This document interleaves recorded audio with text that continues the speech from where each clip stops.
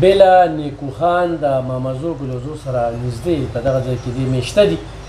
تېره ورځ موږ یو ویډیو کړی و، هغې کې هغه چې کور یې ورله سوځولی دی او بیا هغه زنانه وي چې یاره 10 لکه روپۍ خو هم په دې کې سوځېدلي دي او قرآن مجیدونه خو هم په دغه کمره دننه سوځېدلي. بیا موږ ته پکې د مخالفو نه هم پکې رابطه وشول او هغوی چې یاره دا 3 کمرې دي، دا یوه کمره چې کومه ده دا دوی په خپله سوځولې ده او 2 کسه چې کوم دی نو سخت جوبل کړي دي او دې وخت کې مغرور دی او پایار یې په کوم دي. نو په دې اقلا باندې به د سره خبرې اترې کوو. دغه یو موقف د هغې نه پس راغی، نو په دې اقلا څه وایې؟ اعوذ بالله من الشیطان الرجیم، بسم الله الرحمن الرحیم. ستاسو ډېره شکریا ادا کوم چې تاسو موږ له دومره ټایم راکو او د خبرې د شروعات نه مې دا کلمه مخکې ځکه تېره کړه چې زه دا کمې خبرې کوم د کیمرې د مخې دا به ټول انشاءالله د دې کلمې د لاندې وي. د دې واقعه دا وه، شکردین نومې کس دی، زما د ترور زوی دی، په بو کې اوسېږي، ډسټرک نوشهره او تانه په بي. په دغه ځای کې اوسېږي. دغه ځای څه کسان دي د کلي او ښه پېژنګلو کسان دي. یو نوم یې دی شاه خضر، یو بلال، یو تجمل. د پلار نوم یې هدایت شاه دی، خو هغه د پلار یې داسې دی چې بس زمونږ د پلار په شانتې دی، هغه څه خبره نه ده. دی زما د ترور زوی ګیر کو شکردین، په 3-4 کسه یې ګیر کو، ټوپک موپک هم ترې واغشتو. د ټوپک واقعه دا وه چې دې ټوپک ځکه ګرځئ چې د مخکې نه هم څه داسې معمولي شان دښمني شته. د دې شکردین په دې سوال جواب وکړو چې یاره ته زموږ د کور مخې ته تېرېږې را تېرېږې دا ټوپک په نه ګرځې. هغه ورته ویلي دي چې واقعي بالکل زه به ټوپک نه ګرځوم، زه غریب سړی یم، زه د بټۍ کار کوم، د ورځې ټرکونه ټکوم بانګونو ما چې 11 بجې راشم، که بیا راته بل چا د دیاړی ویلې نو هغی سره هم ځمه. زه غریب سړی یم، ما سره ټوپک ښه نه ښکاري، خو چونکې زه مجبورن دا ټوپک ګرځوم. خو بیا هم دی ورسره هغه خپل ظلم زیاتې هر قسمه لاره نیول چې کم د دی وس کېدو هغه یې کړي دي. بیا ورته شکردین وویل چې تاسو ما سره دا ظلم ولې کوئ، که زه ټوپک ګرځوم د خپل مجبورن ګرځوم، ټیک شوه. تاسو ما سره یو سټام ولیکئ چې تا ته به د دښمن د اړخې نه هېڅ قسمه ټینشن نی، زه به دا ټوپک تاسو له درکم، دا تاسو کور کې کېږي دی، زه به ټوپک نه ګرځوم. دی وتې نه د هغې زمونږ څه کار نشته او دلته به مونږ ته دا ټوپک نه ګرځي او دا په مونږ ښه نه لګي او داسې دی او هغسې دي. بهرحال 3-4 ورځې پس زما د ترور زوی د 3 کسانو ګیر کو، شاه خضر، تجمل او بلال او پلار یې، د پلار نوم یې دی هدایت شاه. دی ګیر کو، هغه نه یې هغه ټوپک موپک هم واغشتو، ډېر تشدد سره یې هم والو. د هغه کم د والو نشانونه چې وو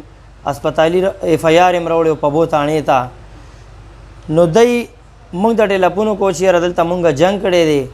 بیا زما مشر ورور دی مسعود نامه یې ده، د 4 میاشتو تبلیغ یې کړی دی، تبلیغ له تللی دی، 15 وخته مونځ کوي. هغه ورته وویلې چې بهی زمونږ بس خپل هم داسې ټکه پکه مسلې په کلي کې یو ځای بل ځای، خو لکه مونږ جنګ جګړې تاله نه شو کولی، مونږ به در شو روغه بدلو کړو. ده ورته ویلي چې ښځه راشئ. بیا مونږ کسانو له لاړو، ما د تاول کلمه تېره کړه چې دا خبرې به د هغې د لاندې وي. مونږ دغه کسانو له لاړو، دی سره کېناستو، دی سره زمونږ مخکې خپله ښه ورورولي وه، ښه ناسته پاسته وه ورسره،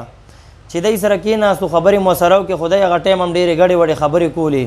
ستاسو څه کار و چې تاسو راتلی او بس دې کې مونږ روغه جوړه نه کوه او مونږ پوه شو دی پوه شو د سره زمونږ کار دی او دا دی هغه دی. ټایم سره ته مونږ رالو، خدای شته مونږ هم غوسه شو، ولې چې انسان دی، انسان له غوسه ورځي. یو دښمن هم د چا کور ته لاړ شي پکار دی چې هغه له عزت ورکړي. خدای هغه ټایم سره مونږ سره غلطه رویه وکړه. ما ورته ویل چې زوی هر څه خبره نشته، عمده شکردینو چېړلو را چېړلو به کله به ته د کور مخې ته ودرېدو، کله بل ځای کله بل ځای، ټوپک هم تېشتې و. د هغې نه باوجود هم په بو تاڼه کې د دې خبرې فیارې شوې وې، خو لکه هېڅ قسمه په هغې باندې څه پراسس ونه شو. د هغې په وجه باندې دا شاه خضر، تجمل، بلال دوباره به یې دې چېړلو، چې دې چېړلو ده ته مونږ ټیلیفون وکړو، مونږ ورته راځه یار کډه راوړه، څه خبره نشته، الله به خیر کړي. دې تجمل ته، شاه خضر ته، دی ته مونږ ټیلیفونونه کول، مونږ ورته وویل چې راشه وروره 2 کسان ناوله او دی دلته نه بوځه چې دا جنګ شور ختم شي. نن درځو سبا درځو. د دی د کلي طاهرشاه ناظم دی، ښه نامې ګرامې کس دی، جیدادمند دی او ښه هر سړی پېژني. طاهرشاه نه دې معلومات وشي چې طاهرشاه مسعود تا سره څو ځل رابطې کړي دي. الان کې سړی هم زمونږ خوږ شوی دی، زمونږ د رابطو کولو څه ضرورت دی، خو مونږ وایو چې مزید دا جنګ جګړه زیاته نه شي. طاهرشاه مونږ له جواب راکړو چې یاره دا خلک ما ته وایي چې نن درځو سبا درځو، خو وروره دی نه درځي، صفا درته ویم. د تجمل سره پکې موږ رابطه وکړه چې تجمله تاسو ولې یار سړی هم والې دی او تاسو راځئ نه ولې څه خبره ده تجمل ویلې چې یاره به داسې کار دی موږ اړو درځونه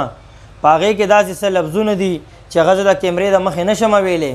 ځکه چې حیام کېږي وایي بس موږ نه درځو بس دلته تاسو هم داسې کوئ دلته د دی هم داسې کوئ نو ما ورته چې دا خو ته د شرک خبرې کوي دا ته د کفر خبرې کوي بیا الله مې په سر ولاړ دی څه چې شوي وو ما هغه به ویم مې چې په 24 غنټو کې نه دې خبرې تپوس ونه کړم بیا به زه پښتون نه یم مسلمان به نه یم بیا به زه پنجاب ته کډی یو سمهلته به اوسېږم د شپې په 2 بجې زه دی پسې تلی یم شپه مې ورته یو ځای بل ځای کړې ده تجمل ما بیا په لاره کې ګیر کړی دی چې کومه د سره زما هغه د روز مطابق کومه رویه وه غلطه مې ورته نه ده ویلې کنزل سپک بېزتي دا شی مې وله نه یې کړی والې ټکولی مې دی تماچه مې ترېنه راوړې ده صرف دومره مې ورته ویلي دي چې ټوپک دی اغوښتې او تماچه مې دنې راوړه د دې نه بعد چې څه خبره ترئ که روغه کې روغه در سره کوم که روغه نه کې ډز را باندې کوه ډز به در باندې کوم 1 غنټه پکې نه وه تېره یا 2 غنټې پکې نه وې تېرې چې تجمل لاړو او د دی په کور باندې اور لګولو تجمل شاه خزر پلارې او یو 2-3 ورسره نامعلوم دي یو ماما دی او دغه کسان دي دی په کور باندې اور لګولو دا دی بالکل په خپله لګولی دی نه جي نه یو سړی دی راشي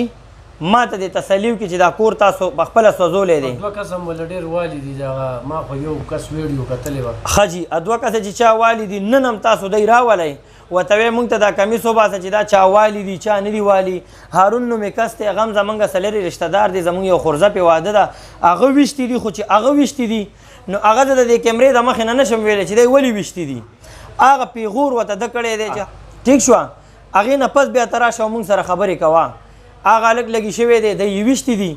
هارون سره زمونږ هېڅ قسمه کار نشته هارون خپل کار دی زمونږ خپل کار دی که دی دا خبره کوي چې دا تاسو والې ټکولي دي دی دې راشي تاڼې والا دې راغواړي تاسو یې راغواړئ بل مشر کشر دې راغواړي که دی کې تازه زخمونه وي په دې کې اسپتالي فیار وي نو زما به مری وي او ستاسو به پړی وي صحیح ده جي اوس موږ دا ویل غواړو چې دا کور سوځېدلی دی د کور د خدای بېخو باسې موږ ډېر غریبانان یو ډېر بېوسه یو د کور چې څه قسمه تاوان شوی وي هغه به الله پوره کوي د هر سایډ نه چې موږ به یې خپله پوره کوو غریبانان یو بېوسه یو خو الله مالک دی په دې کور کې اصل سوځېدلي دي قرآن مجیدونه زه د پبو تاڼې نه د انصاف غواړم چې دا اف آی آر ما کله کړی دی په دې کیمره کې به تاسو ته ښکاري په دې سکرین باندې اف آی آر ما کړی دی په 2 تاریخ لا اله الا الله محمد رسول الله چې تر نن تاریخه پورې یوه سپی نه دی ورغلی ډي ایس پي صاحب له ورغلیم ایس ایچ او صاحب له ورغلیم تاڼېدار له ورغلیم انویسټیګیشن له ورغلیم ټولو له ورغلیم ورته مې سوال مینتونه کړي دي جولۍ مې ورته نیولې ده چې زمونږ په دې پرچه د پراسې وشي په ما باندې 506 کړې ده